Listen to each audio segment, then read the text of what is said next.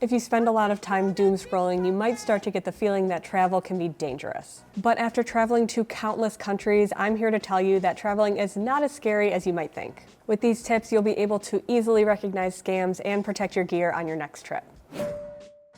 Let's start with awareness. It's key from the moment you hop in the taxi at the airport. Ask for the rate before you get in so you know what you'll be charged. Some places will use set rates, but others will use meters, so make sure you use the meter if you have the option.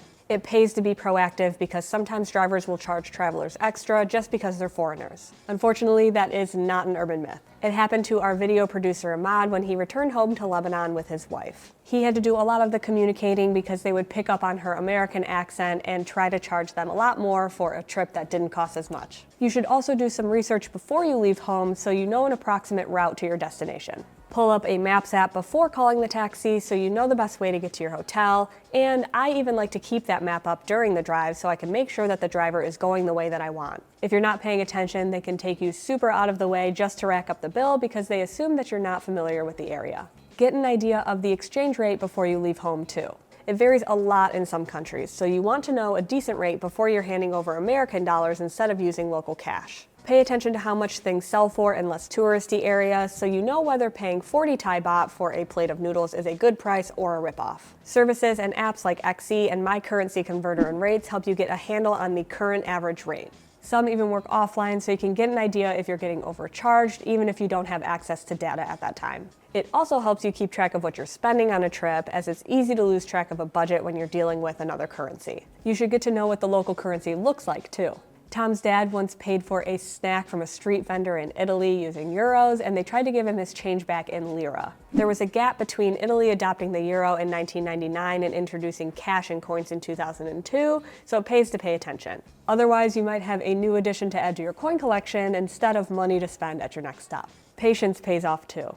Sometimes cashiers count your change back slowly with awkward pauses because they hope you'll be in a rush to leave before you get everything that they owe you. We recommend learning a few phrases and numbers in the local language so you can keep track of what you should be giving and getting back. When I was in Prague, I didn't do a ton of research ahead of time and I was really overwhelmed by the currency, so I was always giving people too big of bills and getting weird change back, and I have no idea if I lost any money or not. So that's why I do a lot of research ahead of time and just keep better track. Then fake it till you make it, baby. Projecting confidence and looking like you know what you're doing, even if you don't, helps you avoid scams. We've heard of scammers hanging around ATMs and waiting for a confused-looking tourist to start fumbling through the process. They swoop in and offer to help, but they're actually taking the opportunity to steal your account number and your PIN. If this happens to you, end the transaction, say thank you, and just find a local branch where you can talk to a bank teller instead. Something similar happened to me in Paris. We were trying to buy train tickets and somebody came over to help us. They looked like a super official person. They had a badge and everything, and they ended up buying a ticket that was way cheaper and pocketing the difference. So we still had to buy our tickets for the rest of the day a second time. Trying to think logically like that, even when you're exhausted, is super essential. If you get a knock on your door or a phone call in the middle of the night, don't necessarily take what they say at face value. There's a good chance that hotel employees are not going to bother you at 2 a.m. unless it's an absolute emergency.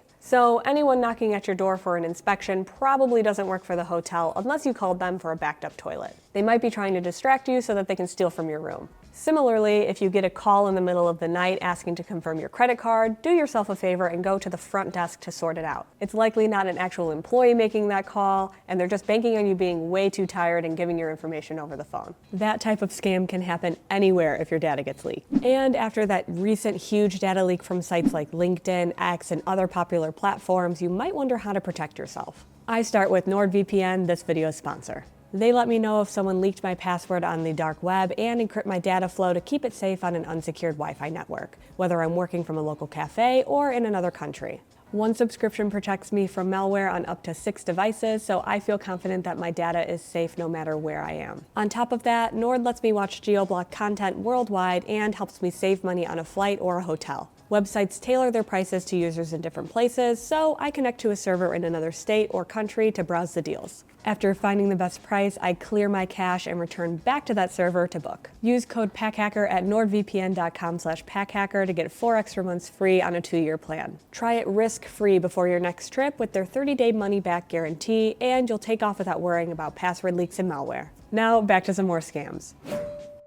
There's a bit of overlap here because you'll lose money either way, but some scams are more subtle than just taking off with your cash. And there are a lot of ways that it can happen too. Someone may start making a bracelet on your wrist, then charge you because it's too hard to take off. A vendor once told Tom's friend that they liked their nose and then asked to draw it, and then charge them for the picture. A lot of tour operators will warn you about this next one too. Sometimes you have to walk the gauntlet of local artists and sellers to exit an excursion like Dunn River Falls in Jamaica. What you say or do can cost you money that you didn't intend to spend. As a rule of thumb, don't tell anyone your name, birthday, or anniversary. Before you know it, the seller will be back with a trinket or a carving personalized with your information. They'll expect you to pay for it and will cause a huge scene if you refuse. And if something feels too good to be true, it probably is. A street vendor or a local may offer to sell you jewelry at a discount when it's really not even worth the few dollars you end up paying and turns your finger green the next time you wash your hands. Or shoe shiners will drop their brush, wait for you to pick it up, say thank you, and offer you a free shine. Of course, it's not actually free and they'll just demand the money later. Instead, decline the free service and walk away. Your shoes are going to get dusty again with the next step anyway. A lot of these scams are specific to certain countries and certain areas, so look them up before you go and you'll know what to keep an eye out for. And shortcuts may save you time, but they can cost you in the long run.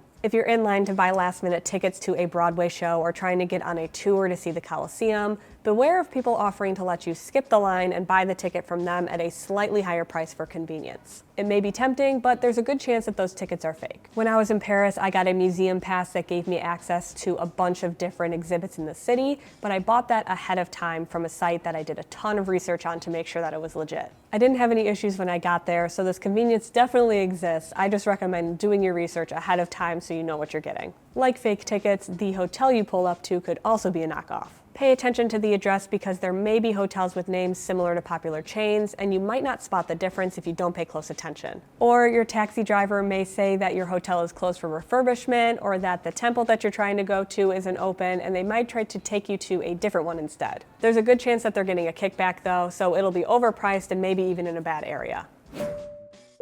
I feel bad for ripping on taxi drivers again because they're definitely not all like this, but it's a situation where it's easy to get overwhelmed, so they can take advantage of that. Whether you're in a rush to get your vacation started or get to the airport, take precautions so that you can protect your gear. First of all, leave a door open when you get out of the car to keep them from driving off while your suitcase is still in the trunk. It's best to keep as many of your personal items with you in the cab, and if they offer to help you out, just decline the help. A so-called helpful driver may unload your gear but conveniently forget a small bag inside. Ensure you have everything before they leave, or you might not notice until it's too late and they drove off with your sling and all your cash. Pay attention as you get on and off a crowded train, too. Thieves take advantage of your proximity to others in crowded locations and accidentally bump into you so they can grab your phone or wallet from your pocket without you knowing. By the time you reach for it again, they are long gone. It can also happen as you're watching buskers or other street entertainers. Breakdancing, juggling, and walking on stilts might not be those performers' only talents. They may have friends in the crowd picking the pockets of unsuspecting viewers as they're distracted by the show. Pickpockets aren't always that stealthy though. I hate to tell you not to help strangers, but sometimes that person doesn't actually need help, they're just a scam artist. They may ask you for cash to see where you keep your money so they can snatch it from you later. Or, if they're even bolder, they'll warn you about rampant theft and then watch you check for your wallet so they know where to grab it when you let your guard down.